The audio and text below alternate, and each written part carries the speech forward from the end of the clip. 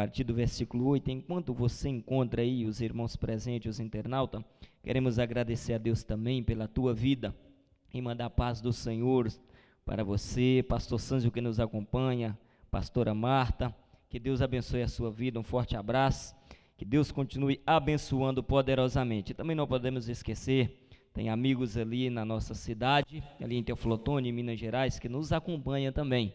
Esse link tem andado pelaquela região ali, e queremos cumprimentar, mandar a paz do Senhor para o nosso presbítero, dali da igreja ali em Teoflotone, presbítero Alessandro, que está nos acompanhando ali. Que Deus abençoe a sua vida poderosamente. A minha mãe e o meu pai também na fazenda, ali na região ali do pastor Robson, ali de Itupeva, Medeiros Neto ali. Que Deus abençoe a vida do meu pai e da minha mãe, que tem me ensinado o caminho do Senhor, e é por isso que eu estou aqui nesta noite. Que Deus possa abençoar poderosamente a sua vida e os demais internautas. Que Deus abençoe poderosamente a sua vida. Fique conectado. Deus tem uma palavra para você nesta noite. A Bíblia nos diz que a palavra do Senhor nunca volta vazia. Sempre encontrará guarida em algum coração. E nesses dias, no número de culto resumido, eu estava ali no meu canto ali, estava fazendo uma análise retrospectiva e lembrando há 22 anos, 24 anos aproximadamente atrás, quando eu montava numa bicicleta e ia lá para a fazenda do pai do presbítero Romeu para dirigir culto. Nós andava 16 quilômetros para ir, 16 para voltar, para dirigir o culto lá na fazenda do pai do presbítero Romeu, irmão de Djalma. E o número era bem resumido. Então, se nos dias de hoje, às vezes, essa fase, essa situação diminui o número de presente, naquela época não tinha câmera, não tinha WhatsApp, não tinha Facebook, não tinha rede social, não tinha nada, não tinha microfone, era no gogó mesmo, era no violão mesmo. Mas o importante é que a presença de Deus descia, era batizado com o Espírito Santo, a alma se rendia aos pés do Senhor e o nome do Senhor era glorificado. Então a Bíblia vai nos dizer que Deus não muda, que Ele continua sendo o mesmo ontem, hoje e será eternamente. E eu tenho certeza que Deus vai falar com você nesta noite. Livro de Lucas, iremos tomar por base alguns versículos do capítulo 5 e depois vamos ler João, no capítulo de número 21 do livro de João. Lucas, primeiramente, capítulo 5, versículo 8. A pessoa que nós iremos falar nesta noite, iremos titular a mensagem nessa noite, crise ministeriais, crise ministerial, crise no ministério. Quantos ministérios de homens de Deus não deixaram de ser homens de Deus? Continua sendo homens de Deus, continua tendo palavra de Deus, mas infelizmente por a circunstância do momento tem entrado em crise, tem deixado o seu ministério em crise. E nós vamos aprender um pouquinho com esse homem aqui, com esse personagem aqui também, que passou por uma crise no seu ministério, o nosso amigo e irmão Pedro. Capítulo 8 do livro de Lucas. Capítulo 5, versículo 8 nos diz assim: e vendo isso, Simão Pedro prostrou-se aos pés de Jesus, dizendo: Senhor, ausenta-te de mim, porque sou um homem pecador. Pois que o espanto se apodera dele de todos os que com ele estavam, por causa da pesca que havia feito. E de igual modo também de Tiago e João, filho de Zebedeu, que era companheiro de Simão. E disse Jesus a Simão: não temas, de agora em diante serás pescador de homens. E levando o barco para a terra, deixaram tudo e o seguiram. Agora lá em João, no capítulo de número 21, versículo 8 e depois versículo 3 e versículo 15 a seguir, nos diz assim: e disse-lhe Simão: vou pescar. Disseram-lhe eles: também nós vamos contigo. Foram e subiram logo para o barco, e naquela noite nada apanharam. Versículo 15: e depois de terem jantado, disse Jesus: Simão Pedro, filho de Jonas, amas-me mais do que estes? E ele respondeu: sim, Senhor, tu sabes que eu te amo. Disse-lhe: apacenta meus cordeiros. tornou dizer-lhe segunda vez: Simão, filho de Jonas, amas-me? Disse-lhe: sim, Senhor, tu sabes que te amo. Disse-lhe: apacenta as minhas ovelhas. Apacenta as minhas ovelhas. Disse-lhe terceira vez: Simão, filho de Jonas, amas-me? Sim. Simão entristeceu-se por ter dito terceira vez: amas-me? E disse-lhe: Senhor, tu sabes tudo, tu sabes que eu te amo. Jesus disse-lhe: apacenta as minhas ovelhas. Irmãos, a pessoa de Pedro, a figura de Pedro, a pessoa em si de Pedro, nós encontramos diversos pontos na vida de Pedro para nós pegar como experiência. Pedro, antes de Jesus ter um encontro com ele, antes de Jesus chamar ele, antes dele ser um discípulo de Jesus, a Bíblia nos fala, os historiadores, os escritores vai descrever que Pedro era pescador por profissionalismo, ou seja, a profissão de Pedro era pescar. O que Pedro mais sabia naquela época era pescar. É como pegar uma pessoa nos dias de hoje, um motorista profissional, e chegar para ele e perguntar: você sabe dirigir? Rapaz, você está falando com a pessoa certa. Em alguns ditados, em outras palavras por aí, você está perguntando se um pastor sabe pregar? Resumindo, para ser bem claro, e Pedro fazia porque gostava. Pedro era aquele que ia para o mar e sabia, muitas das vezes, onde o peixe estava. É como dizer: eu estou indo buscar e já volto com aquilo que eu fui buscar. Eu estou indo buscar o peixe e vou trazer. Mas Pedro passa por alguns aspectos, por alguns momentos na sua vida, que se decepciona na sua profissão. Chega uma hora que Pedro sai para pescar e nada apanha. Pedro pesca a noite toda, trabalha a noite toda com seus amigos e volta decepcionado, porque o profissionalismo de Pedro trazia para ele confiança, trazia para ele sustentabilidade, trazia para ele a certeza que ele ia e não ia voltar vazio, e não ia voltar de mãos abanando. E Pedro chega a uma determinada altura da sua vida profissional, da sua carreira profissional, que ele se decepciona, porque ele vai para o alto mar, cheio de experiência, por diversas vezes. Tenho certeza que Pedro passou por muitas tempestades. É tanto que, se nós levar pelo lado da Bíblia, e nós vamos ver, Pedro foi aquele que, quando Jesus chamou, ele não teve medo da tempestade. Pedro foi aquele que, quando Jesus fala: não tem mais, sou eu, ele fala assim: Senhor, se és o Senhor, ordena que eu vá ao seu encontro. Pedro era acostumado a enfrentar a tempestade, enfrentar vendavais, enfrentar vento. Só que ele não pensa na tempestade, ele quer ter certeza se é Jesus que está indo ao encontro dos discípulos. Quando Jesus fala: vem Pedro ao meu encontro, Pedro desce do barco, é fé demais. Está pescando. É uma experiência que Pedro teve na sua vida, no seu ministério, depois dele ter deixado tudo e seguir Jesus. É uma experiência extraordinária. E Pedro desce e vai ao encontro de Jesus. Aí vem mais uma experiência que Pedro nunca tinha vivido. Viver em meio à tempestade, estar no meio da tempestade dentro do barco é uma coisa, estar no meio da tempestade e olhar para um lado e olhar para o outro e não ver nada para segurar, é totalmente diferente. Às vezes Jesus solta o nosso barco e deixa a onda levar para o meio do mar, para nós sentir mais confiança, para ele sentir, nós saber que é ele que está no controle da situação, no controle da nossa vida e no controle do nosso ministério. Depois dessa tamanha experiência que Pedro teve com Jesus, eles passam por outro lado do mar.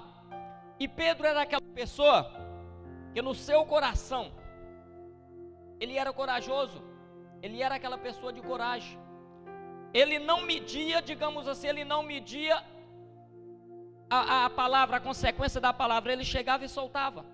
É tanto que quando os soldados chegam para prender Jesus, Pedro pula na frente, tira a espada, corta a orelha do soldado, e Jesus vira para ele e fala assim: ó, guarda essa espada, porque não é assim, não é por esse caminho. Depois de algum tempo, só que Pedro não sabia o que iria acontecer com ele. Aí Jesus reúne todos os discípulos e começa a designar, e começa a falar para os discípulos do que aconteceria e para onde Jesus ia. E Jesus fala assim com eles: ó, para o lugar onde eu vou, vocês ainda não podem ir. E Pedro vira para Jesus e fala assim: Senhor, eu vou. Capítulo 13, versículo 38. Pedro disse assim: disse-lhe Pedro: por que não posso seguir-te? Por ti darei a minha vida.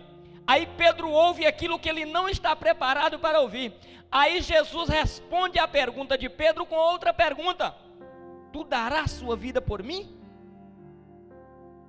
Antes que o galo cante 3 vezes, tu me negarás. Aqui entra o X da questão, quando a vida de Pedro, quando o ministério de Pedro entra em crise. Aí acontece todo aquele cenário, eles prendem Jesus, Pedro assiste toda a história, toda a trajetória. Quando Jesus está sendo interrogado, está sendo julgado, alguém olha para Pedro e pergunta: tu és um dele? Não, eu não sou. Tu estava com ele quando nós pegamos? Não, eu não estava.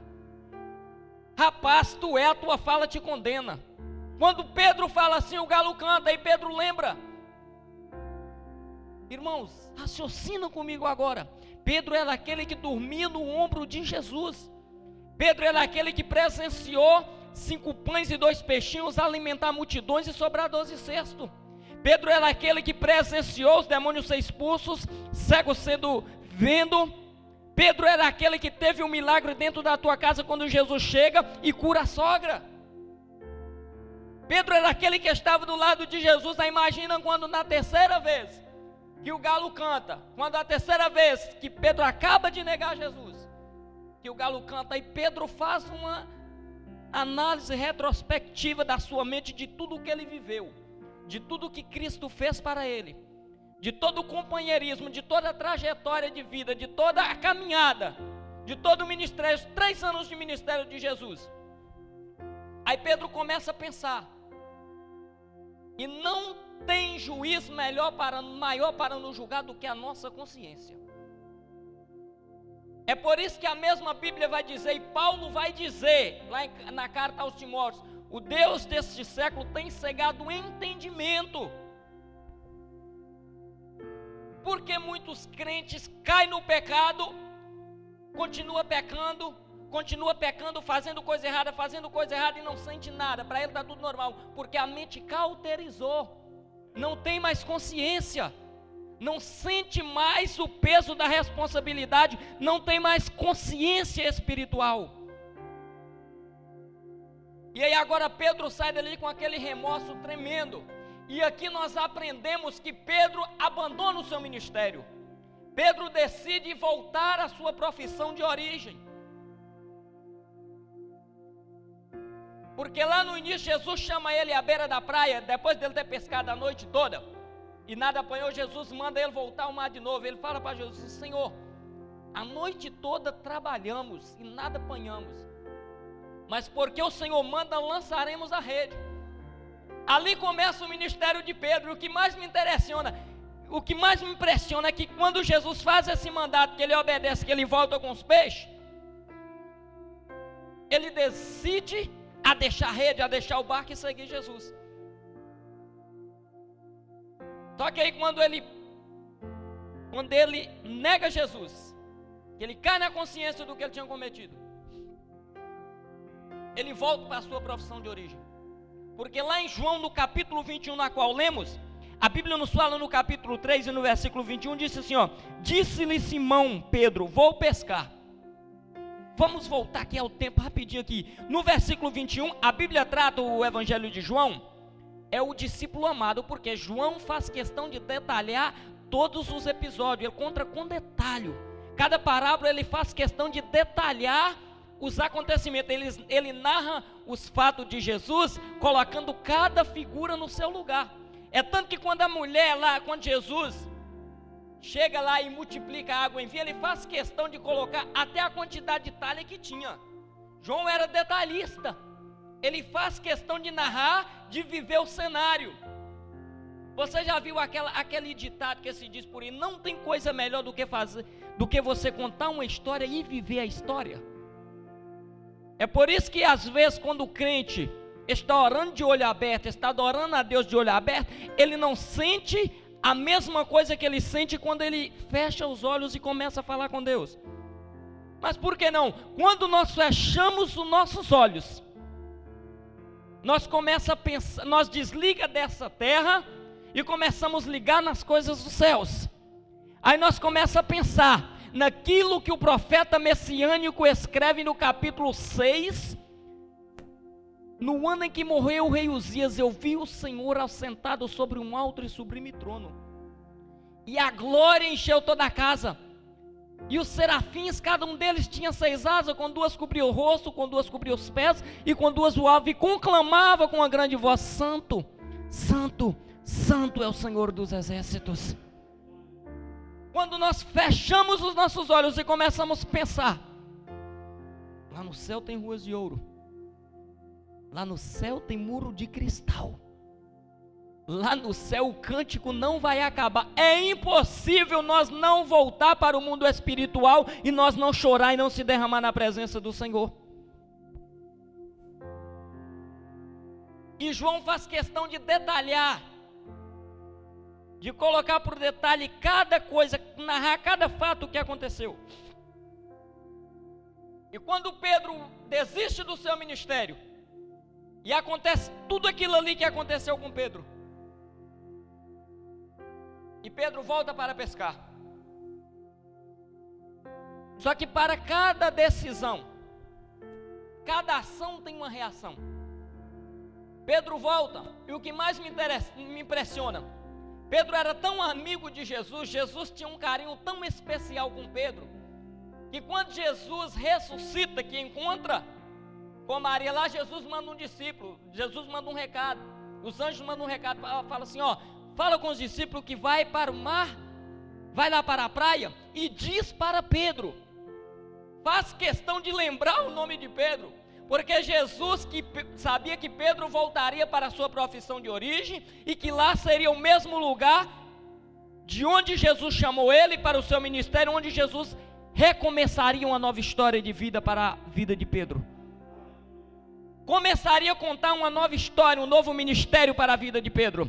Talvez você que está me ouvindo, você que está me escutando nesta noite, parece que não tem mais jeito, parece que tudo chegou ao fim, mas Deus está contando um novo tempo, uma nova história, um novo ministério, um novo tempo para a tua vida. Parece que tudo acabou, aí chega Jesus. Os discípulos não perguntam quem é Jesus, Jesus também não se revela, e a mesma coisa que aconteceu no início, acontece no final. Trabalha a noite toda e nada apanha e volta. E Jesus vira para eles e fala assim, volta de novo. A mesma palavra que Jesus falou. Que palavra pesada de ouvir essa volta. Por que tem muitas pessoas que continuam na mesmice? Continuam do mesmo jeito. Entra ano, sai ano, entra mês e sai mês e continua do mesmo jeito. Porque não tem a humildade, a simplicidade de voltar, de reconhecer, de lembrar de algum feito atrás. Mas Pedro obedece e volta, e acontece o mesmo milagre. Com certeza ele já começa a pensar diferente quando acontece isso aí. Pesca, volta, e ali começa a se alimentar. E quando está ali, Jesus começa a falar para os discípulos, começa a conversar com os discípulos, e faz algo que mexe com Pedro por dentro. Jesus sabia da ferida que estava no coração de Pedro, e Pedro sabia que era só Jesus, que era só o mestre que poderia curar aquela ferida que estava por dentro, aquele sentimento que estava por dentro. E Jesus também sabia que Pedro, ferido por dentro, não conseguiria apacentar ovelha nenhuma. Jesus sabia que o pastor Pedro, ferido por dentro, com ressentimento por dentro, não conseguiria dar um alimento, uma pastagem verde para as ovelhas. Porque tem muitas igrejas morrendo, tem muitos crentes morrendo, porque tem liderança que está morrendo por dentro, que está com mágoa por dentro e não consegue dar um alimento saudável. Queridos, o que segura ovelha é pastagem verde, é alimento saudável, é palavra saudável, é comida saudável, mas nos dias em que vivemos, tem muita liderança, tem muitos pastores, tem muitos líderes que estão requentando comida para dar para a igreja, que estão maltratando as ovelhas do mestre.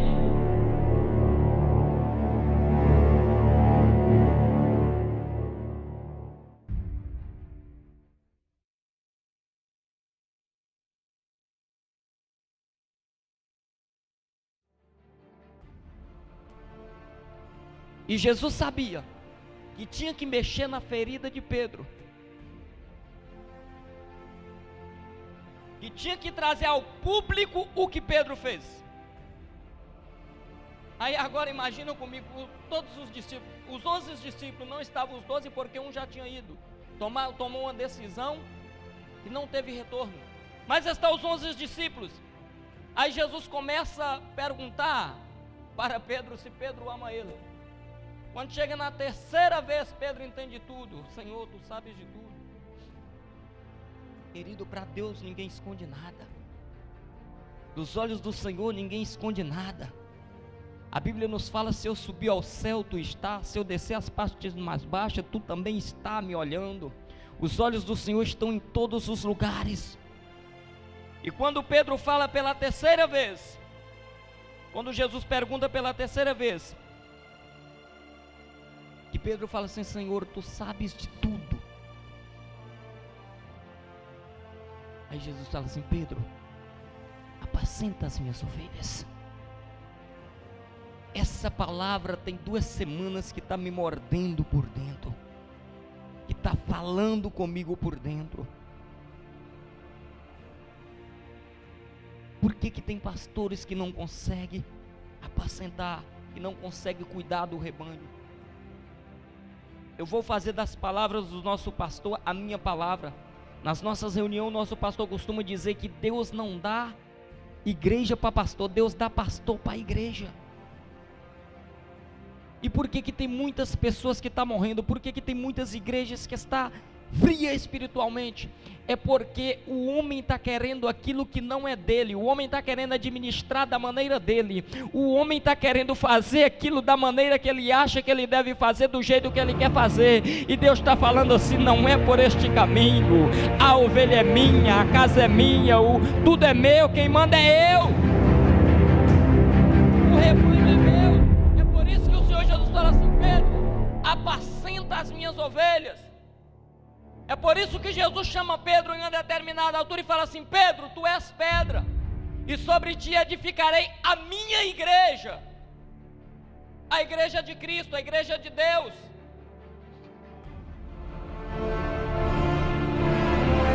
Tem pastores, tem liderança, tem pessoas que não conseguem saber como anda o rebanho.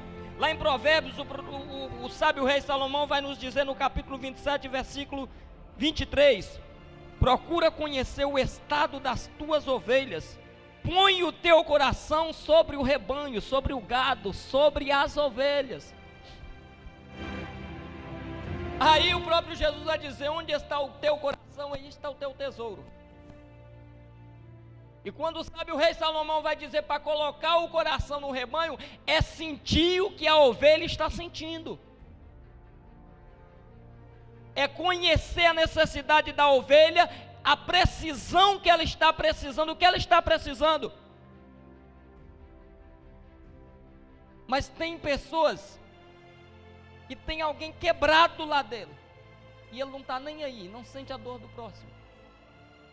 Por que Davi conseguiu vencer Golias?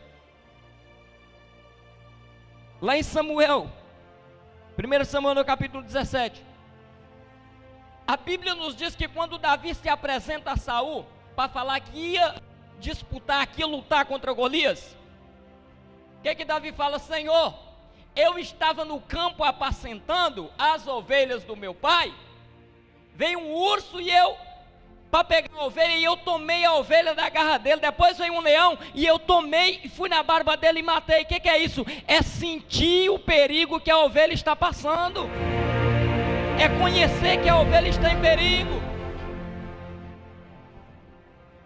Mas é o inverso de hoje, as coisas se inverteram, os papéis, os valores estão invertidos. Não estou querendo saber de nada. Se está bem, se está mal, como vai ficar, o que vai acontecer. Mas nós podemos usar por base. O salmista descreve no capítulo 23, o Senhor é o meu pastor e nada me faltará. Quando o salmista descreve esse salmo de número 23, e no primeiro versículo ele fala, o Senhor é o meu pastor e nada me faltará. O salmista está querendo dizer que o Senhor é o meu pastor e não vai faltar nada. Não vai faltar proteção, não vai faltar compaixão, não vai faltar, as lutas vai vir, mas não vai faltar proteção para mim. As barreiras vai vir, mas o Senhor vai estar com a mão estendida para me proteger, para me livrar, para me guardar e estará do meu lado, porque no Salmo 46 ele vai dizer, o Senhor dos exércitos está conosco, o Deus de Jacó é o nosso refúgio.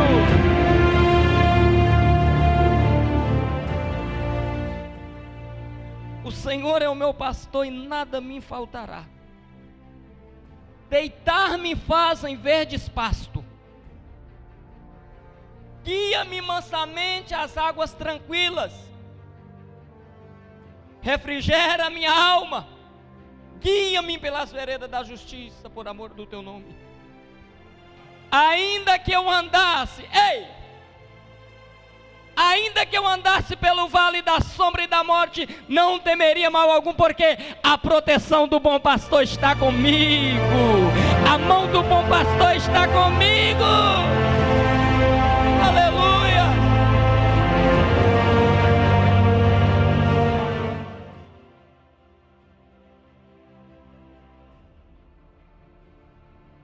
O bom pastor dá proteção,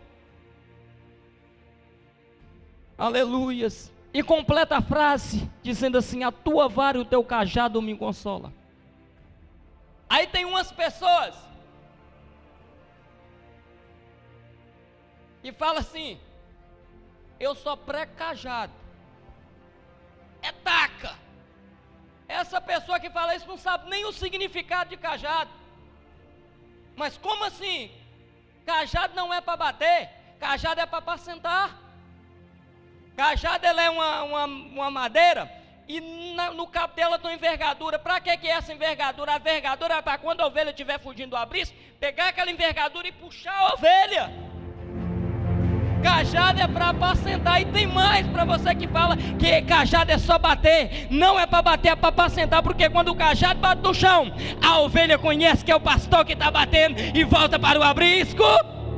Aleluia. É só cajado, eu só prego cajado, prega cajado nada, você vai prestar conta diante de Deus. Está batendo nas ovelhas, as ovelhas estão ferindo, está morrendo, está indo para o inferno.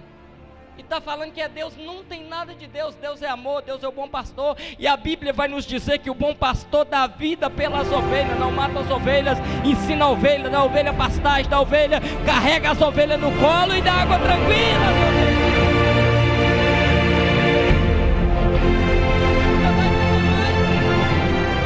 Teu cajado me consola, aleluias.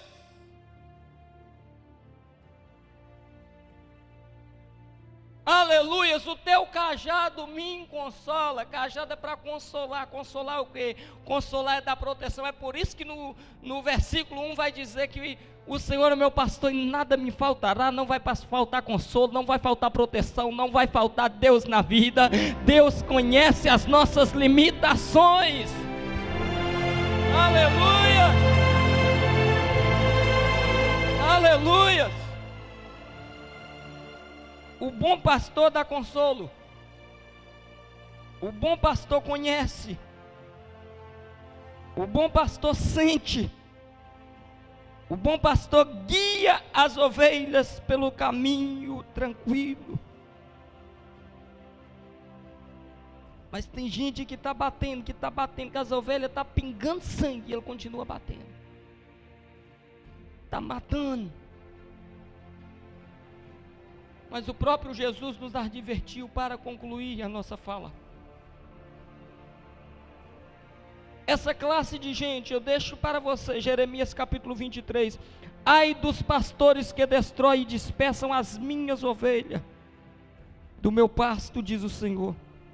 Portanto, assim diz o Senhor, ó Deus de Israel, acerca dos pastores que apacentam o meu povo: vós dispersastes as minhas ovelhas, e as afugentastes, e não visitastes, eis, visitarei sobre vós a maldade das vossas ações, diz o Senhor.